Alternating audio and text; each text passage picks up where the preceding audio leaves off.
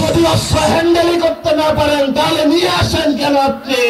এই অস্ত্র কাহিনীর কারণে বাংলাদেশ সার্বভৌমত্বের হুমকির মধ্যে পড়েছে। প্রিয় বাংলাদেশবাসী, বাংলাদেশে অসংখ্য হত্যাকাণ্ড ঘটেছে, অসংখ্য ঘটনা ঘটেছে। এর মধ্যে বড় একটি ঘটনা হলো 10টা অস্ত্রের চালান। যদি অস্ত্র হ্যান্ডেলই করতে না পারেন তাহলে নিয়ে আসেন কেন আপনি?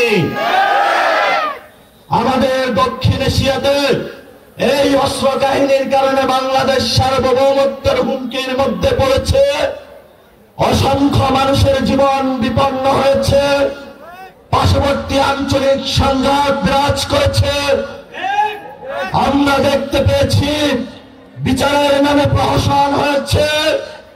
আমরা ভবিষ্যৎ বাংলাদেশে যারা সরকারি প্রশাসনে রয়েছেন, রাজনৈতিক চেয়ারে আসবেন, তাদেরকে বলতে চাই, ভবিষ্যৎ বাংলাদেশে সার্বভৌমত্বের উপর আঘাত আসে এমন কোন অযাচিত সিদ্ধান্ত আপনারা আর নেবেন না। মোনালিসা হেভি ফ্লো 15 পিস প্যাকেটের সাথে 8 পিসের একটি প্যাকেট একদম ফ্রি। আসাম, পশ্চিমবঙ্গ থেকে শুরু করে যেখানে যারা রয়েছেন, আমাদের বাঙালি ভাইয়েরা, মুসলমান ভাইয়েরা, তারা আজকে নির্যাতিত হচ্ছে এবং সেই নির্যাতনের জাতাকলে ভারত সরকার দিন দিন বাংলাদেশে তাদেরকে পাঠিয়ে দিচ্ছে। এই সংঘাতের পিছনে আপনি দায়ী।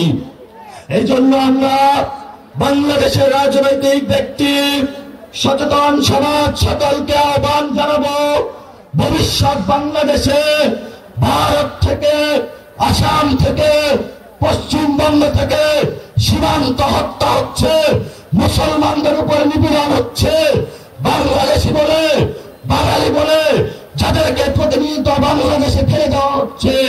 ইউরোপ সরকারকে বলে আপনি দ্রুত প্রতিবাদ করুন, ইন্টারন্যাশনাল এরিয়ায় উঠুন। আপনি যদি এই প্রতিবাদ লিপি না পাঠাতে পারেন, আপনার লেজিটিমেসি বাংলাদেশের মুসলমান, বাংলাদেশি বাঙালিদেরকে ব্যর্থতার দায় হিসাবে নিরাপত্তার জন্য আপনাকে ইতিহাসের কাঠগড়ায় দাঁড়াতে হবে।